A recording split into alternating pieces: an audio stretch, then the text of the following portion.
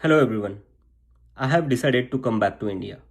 Yes, मैं अपने देश, अपने घर इंडिया वापस आ रहा हूँ एजुकेशन मिनिस्टर धर्मेंद्र प्रधान का रेजिग्नेशन मांगने के लिए। इतने दिन से आप सब देख ही रहे हो कि हम सोशल मीडिया पर आवाज़ उठा रहे हैं कि पेपर लीक के कारण जिन नीट के बच्चों ने सुसाइड की और जो लाखों स्टूडेंट्स की मेहनत बर्बाद हुई है, उसके लिए तो धर्मेंद्र प्रधान को रिज़ाइन करना ही चाहिए।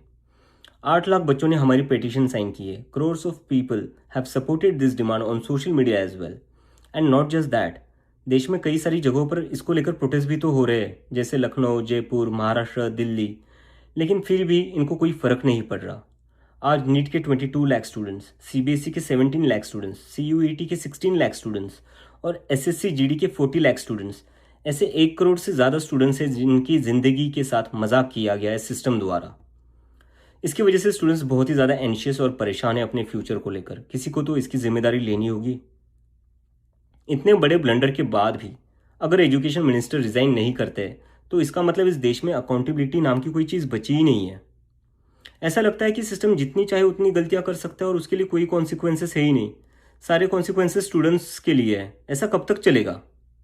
इसलिए अब वक्त आ चुका है, हम सबको साथ आना होगा और भारत के संविधान के रास्ते पर चलते हुए पीसफुली अपनी आवाज़ उठाकर धर्मेंद्र प्रधान के रेजिग्नेशन की डिमांड करनी होगी। अगर हम सब साथ मिलकर आवाज़ उठाएंगे तो ज़रूर इनको हमारी बात माननी होगी। मैंने डिसाइड किया है, मैं 6 जून सैटरडे सुबह दिल्ली आऊँगा। आप सब मुझे एयरपोर्ट पर मिलिए। हम सब मिलकर पार्लियामेंट स्ट्रीट पुलिस स्टेशन जाएंगे और वहाँ पर जंतर मंतर पर एक पीसफुल प्रोटेस्ट करने के लिए परमिशन मांगेंगे।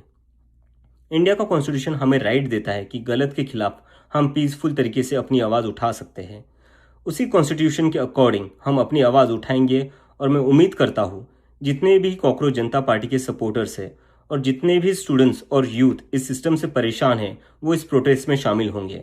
जिसको लगता है धर्मेंद्र प्रधान एजुकेशन मिनिस्टर जो है हमारे, उनको रिज़ाइन करना चाहिए, वो सभी लोग इस प्रोटेस्ट में शामिल हो जाएं।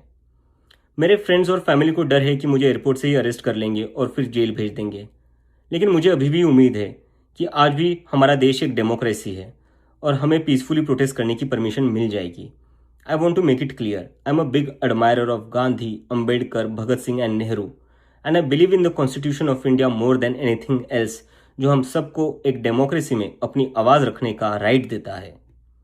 और रही बात जेल के डर की, हम कब तक डर कर जिएंगे यार? ये देश किसी एक पार्टी का थोड़ी ना है, ये देश तो हम सबका है।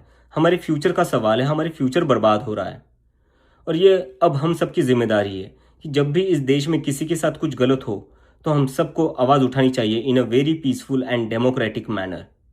मैं चाहता तो यहाँ यूएसए में जॉब लेकर आराम से रह सकता था। मुझे पिछले कुछ दिनों में कई जॉब ऑफर्स भी आई है, but I am not gonna take it as I have decided to come back to India because I love my country and I really want to do something for my country.